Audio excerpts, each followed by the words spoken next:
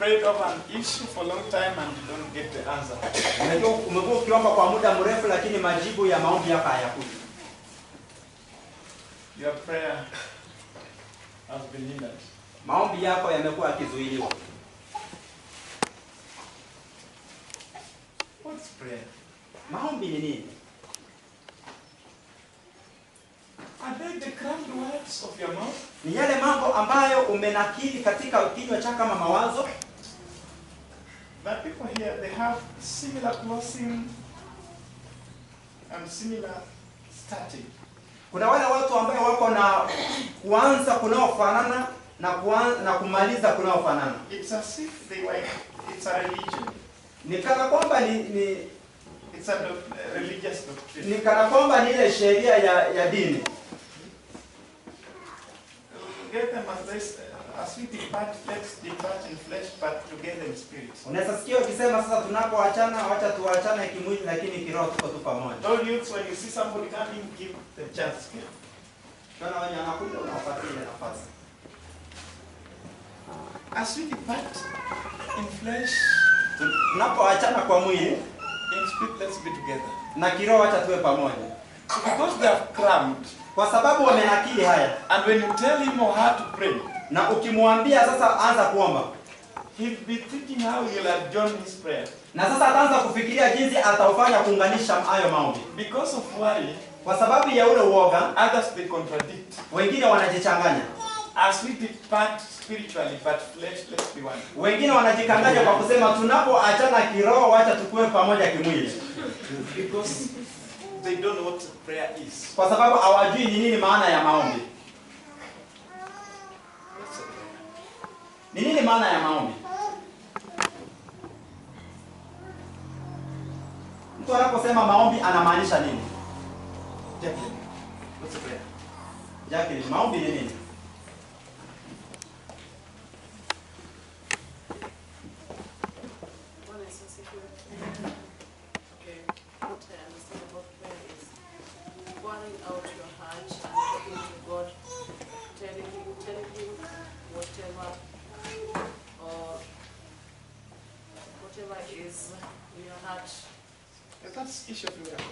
Anasema maombi ni kule kujinyenyekesha mbele za Bwana na kurarua moyo wako na kumwambia Bwana yale ambayo yanaujaza moyo wako. She talks of demand, the request. Anaongea kuhusu kule kutaka ama kuomba. So are those people in needy the ones allowed to pray? So wale watu ambao wako katika uhitaji wanaweza anza sasa kuomba. Because prayer is asking God what you need. Kwa sababu maombi ni kule kuhitaji kutoka kwa Mungu. What's prayer? Maombi ni nini? Margaret.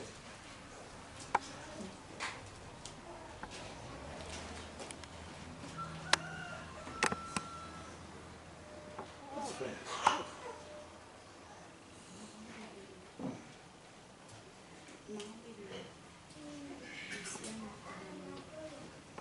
Relationship.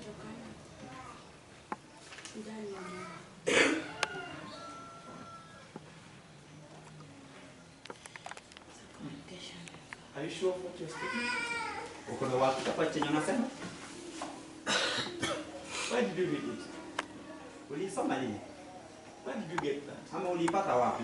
Ulipata wapi kwa maandiko? Where did she get that? Ulipata wapi chenye unasema? Ama ulisikia kutoka kwa nani ama ulipata wapi?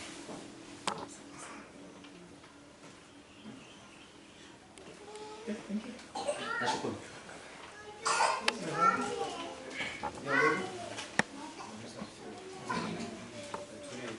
Prayer is communication in between human being and God. Clap for him. Tunasema maombi ni yale mawasiliano matakatifu kati ya mwanadamu na Mungu wake, na msikie makofi. Holy. Takatifu. They have said we clap for him.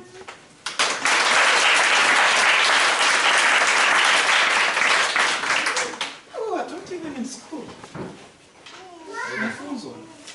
Tulifunzwa hayo shuleni.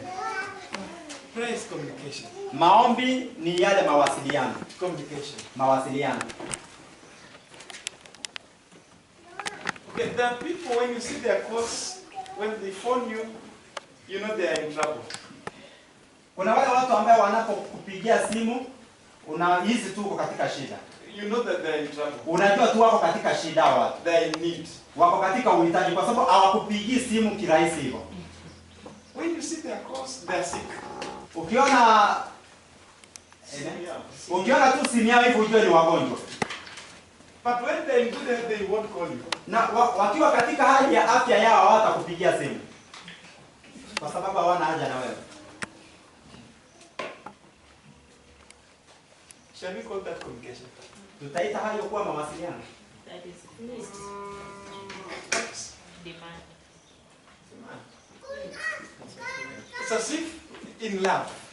Ni kana kwamba katika upendo, I love you. nakupenda. I love you. Kupenda. And you don't love me. Na wewe unipenda. Is that love?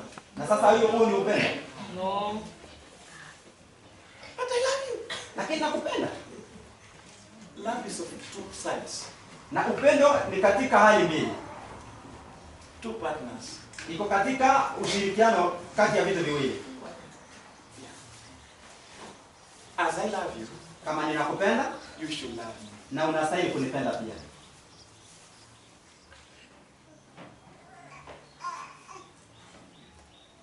Let's come back to prayer. Wacha turudi katika maombi. It's a holy communication. Ni mawasiliano yale matakatifu. Holy. Takatifu. Holy means it takes the heart, Takatifu inamaanisha imegharimu tu moyo, not lips alone. sio kinywa peke yake. That people yet they sound words, Kuna wale watu ambao hapa wana maneno mengi, but the hearts are not saying what they are saying. lakini moyo wao hausemi yale ambayo kinywa chao kinasema. They hear, oh Lord, I praise you. Oh Lord, I thank you. Oh Lord, I lift you high. Ndio Bwana ninakutukuza, Bwana ninakuinua, Bwana maneno mengi. But their heart is, time is moving, time is going. Lakini mioyo yao inasema muda unaenda. Why is this man torturing us? He should just stop us here. Sasa moyo wake unasema kwa nini mtu anatuumiza hapa hivi na anatushikilia hapa na saa inaenda. He's not saying thank you Jesus. Lakini anazidi akisema But his heart is saying he's disturbing us. lakini moyo wake unasema ni kama mtu Time is anatusuluhisha. moving, time is moving. Wakati unaisha. We should just end here. Tunastahili And to see him lifting his voice. lakini utamwona akiinua sauti yake sana. That is not a prayer. Hayo si mambo. People will say, oh, sons of prayed. Sons of prayed. But it was not a prayer. Watu watasema kwa hayo mambo mengi lakini hayo hayatakuwa ni mambo. People may say that, sons of prayed. Watu wanaweza sema fulani anaomba sana, But your heart is not praying. lakini moyo wa mtu huyo hauko ukiomba. That is one of the hindrances. Sasa huo ndio kuzuiliwa kwa kwanza wa maombi. When your spirit is locked, Wakati ulimwengu wako wa kiroho umefungwa, roho yako imefungwa, don't expect a miracle, usitarajie muujiza be it from heaven, kutoka mbinguni, be it from atmosphere, kutoka katika nchi, be it underground. kutoka katika ardhi chini. But when your heart, your spirit, Wakati roho yako imefunguliwa, iko na uhuru, it can now communicate to God's spirit. sasa inaweza kuwasiliana na Roho Mtakatifu wa Mungu. Your spirit Roho yako should communicate to God's spirit. na itawasiliana na Roho Mtakatifu wa Mungu. Your spirit Roho yako should communicate to God's spirit. itawasiliana na Roho Mtakatifu wa Mungu, Not your mouth. sio kinywa chako. Your mouths are just confessing what is in your heart. Kinywa chako kinakiri tu na kutubu kwa yale kinakiri tu yale ambayo yako katika moyo wako, But of what we don't do. lakini kile ambacho ukifanyi. Let's stand for prayer. Wacha tusimame katika maombi. You see? Unaona? Okay, sit down. Keti chini. Let's stand for prayer. Tusimame katika maombi. You are convinced that I cannot stand now. Wakati unaanza kujishuku mwenyewe kuwa hautaweza kusimama saa hizi. Don't force yourself standing. Usijaribu kulazimisha mwili wako kusimama. Learn to follow your words. Jifunze kufuata maneno yako. Okay, let's have our seats. Na sasa tuketi. The people they need majority. Wale watu wanaenda katika wingi. Wakiona watu wengi wamesimama pia wao wanasisimuka na hapo. Let me start because so and so has to. Wacha nisimame kwa sababu fulani na fulani nisimame.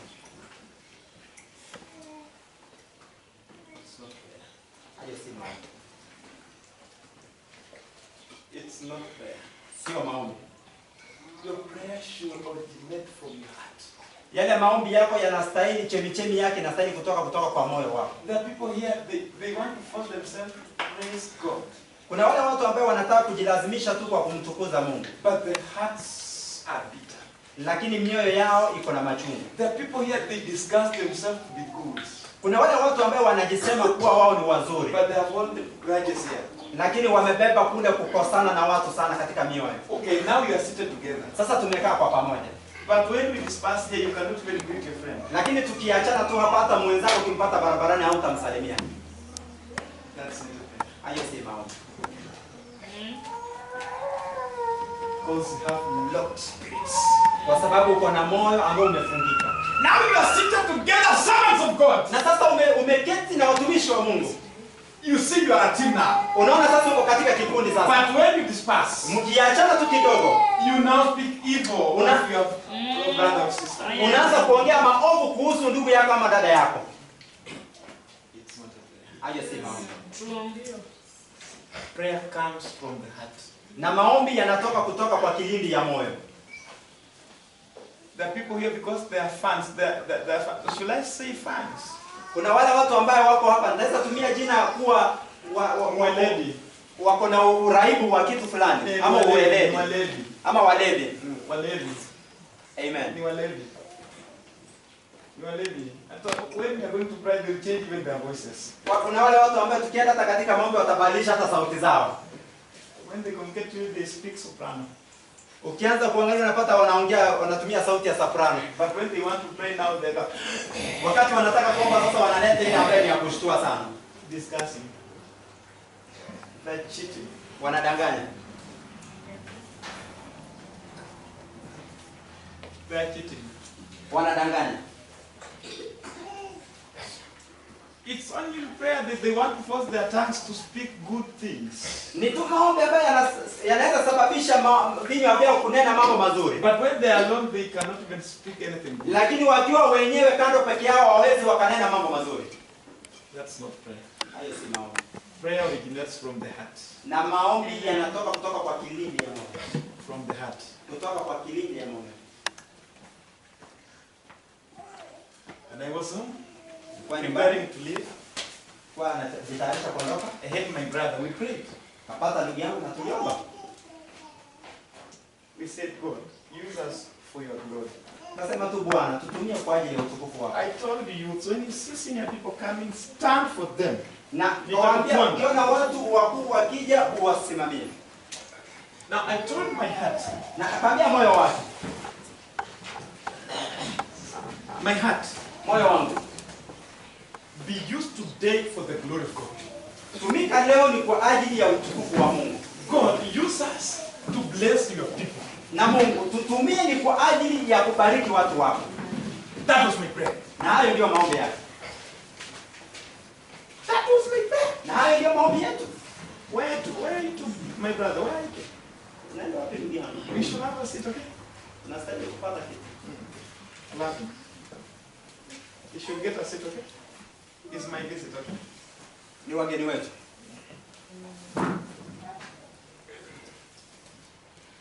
Prayer originates from the heart. Na maombi yanatoka katika kilindi cha moyo. If there's something that should begin praying, it's your heart. Na kama kuna kitu ambacho kitakuwa kinastahili kuendelea kuomba ni moyo. There are people, they have schedule and on what time they should pray. Kuna wale watu ambao wako na mpangilio ni kwa wakati gani na saa fulani wanastahili kuomba. When you knock on their doors, maybe at 9, Ukibisha mlango wao pengine ni usiku, saa 3 hiyo, they will not open the door hawawezi wakafungua mlango because they are praying. kwa sababu wanaomba. There are people, they have set alarm. Kuna wale watu ambao wamenakili sauti zingine kutoka kwa saa zao. Inaitwa alarm. 3 in the night. Saa 3, saa 9 ya usiku ama ya asubuhi. When the alarm cries, he or she says, okay. The phones have an item known as Zoom. Na simu huwa iko na kitu fulani ambayo inaitwa Zoom. So it's 15 minutes, okay. Okay, imefika kwa wakati ambao they may put it 15 minutes before. Wanaweza weka dakika 15 kabla. So when the alarm rings, Ili alarm ikilia, he or she should prepare to wake up after 15 minutes. ili wao wajitayarishe kwa dakika 15 kabla kwa kujitayarisha kuamka. That's not a prayer. Hiyo sio maombi. You should learn to pray always. Unastahili kujifunza kuomba kila You wakati. should learn to pray 24 hours. Jifunze kuomba katika masaa 24. There are people, they do well in church or in services. Kuna wale watu ambao wanafanya vizuri sana katika ibada ama katika ibada kanisani. But at their homes, they are not prayer warriors. Katika kwao nyumbani wao sio mashujaa wa maombi. But in meetings, they can pray for long. Lakini katika mikutano wanaweza omba kwa muda mrefu. Others are here. Wengine wako hapa. Even when we begin the general prayer, Na hata tunapoanza katika yale maombi ya pamoja. in that mass prayer, they disturb us. Katika yale maombi ya pamoja wanasumbua. They don't want to stop. Hawataki kunyamaza. They don't want to be led. Hawataki kuachwa nyuma. Hawataki kuongozwa. So I'm leading you to pray. Unaongozwa kwa kuomba. Apostle, I lead you to pray. Apostle anakuongoza katika kuomba. I usually lead you in mass prayer. Huwa kawaida anakuongoza katika ule maombi ya pamoja. Maybe it's a time to destroy. Pengine ni wakati wa kuharibu. Maybe it's a time to bless. Pengine ni wakati wa kubariki. But they'll go by their minds. Lakini wataenda tu kwa mawazo yao. You are saying bless God. Wewe utasema bariki Mungu. Apostle anasema bariki Mungu. But they are saying ban. Wengine wanasema choma. They are led by their emotions. Wanasindikishwa pamoja na hali zao. They are led by their wickedness. Wanaongozwa na udhaifu wao. It's not a prayer. Sio maombi. It's just noise. Ni kelele tu. I usually go to an extent even to tell others stop. Anaenda mpaka umbali wa kuambia wengine nyamaza. Because it's not a prayer. Kwa sababu si maombi. Because he or she is led by the emotions. Kwa sababu yeye alikuwa akiongozwa na ile hali, ile hisia ya mawazo yake. Prayer comes from the heart. Maombi yanatoka katika kilindi cha moyo. Learn to pray 24 hours. Najifunze kuomba masaa 24. Even when I'm preaching here, Hata kama leo tunahubiri hapa. as I'm standing before you, Jinsi tumesimama mbele zenu, I'm praying. tunaomba.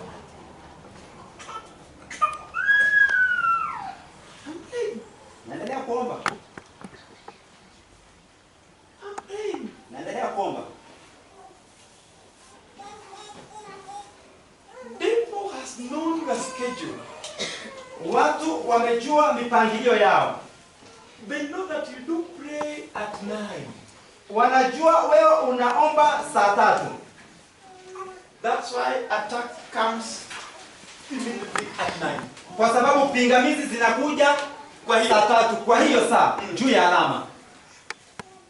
just when you are racing to go for prayer, Kwa sababu wakati unajiinua kwenda kuomba, you get that your kid has slapped another one. unapata mtoto pengine amechapa kofi mwenzake. Now you begin to quarrel. Unaacha kuomba sasa, unaanza kugombana. You begin noise. Unaanza kelele, It's unaanza 9, kelele. your time of prayer. Saa 3 na ni wakati wa kuomba. The child has just broken the lamp. Unajua mtoto sasa amevunja pengine taa. At 9, you're just racing for prayer. Sasa ulikuwa umeinuka kwa kuomba hiyo saa 3. Electricity goes out. Stima ikaenda. You're now complaining. This electricity now. Sasa unaanza kulalamika ana These hizi. people they're taking a lot of money. Na watu wanatuchukua pesa And it nyingi was the sana. time of prayer. Na ilikuwa ni wakati wa kuomba. That's how the devil defeats you. Hivyo ndivyo shetani anakushinda. I've learned to pray 24 hours. Nimejifunza kuomba masaa 24. Devil does not know my hour of prayer. Na shetani ajui nyakati zangu za kuomba.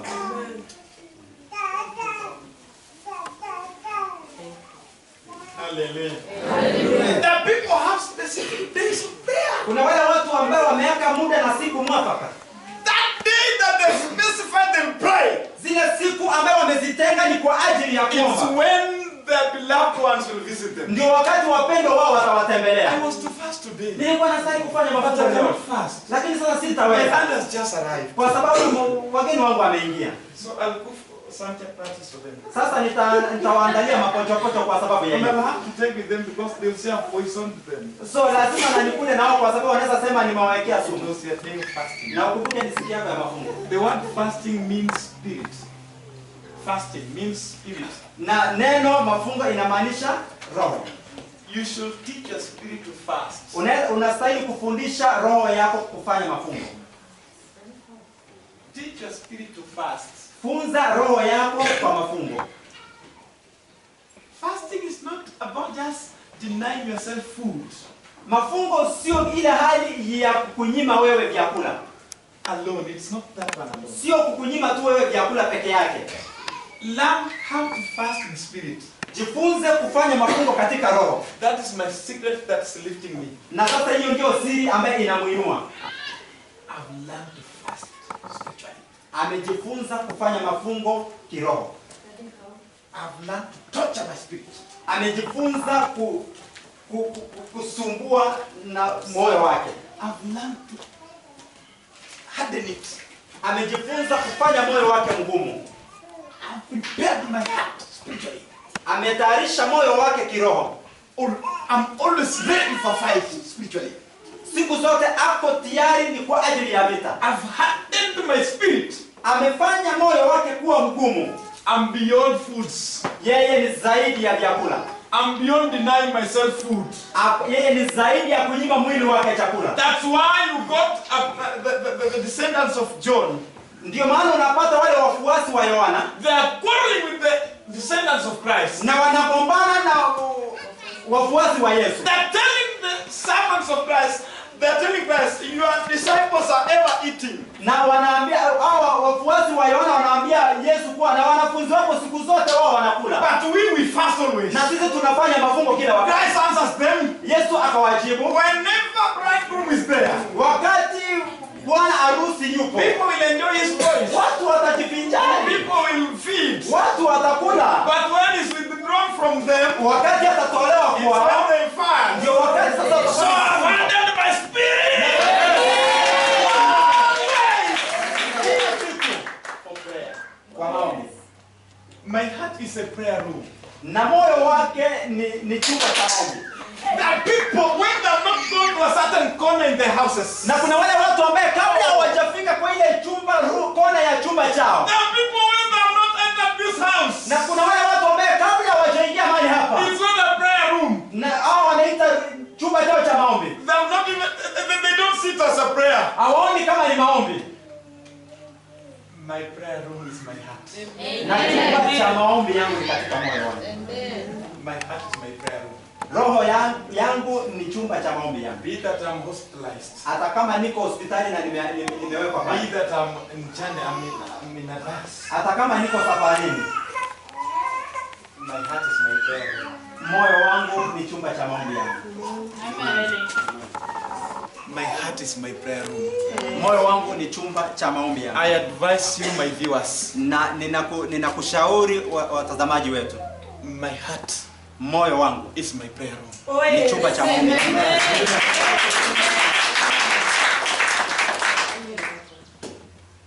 Train your heart Funza moyo wako to pray always.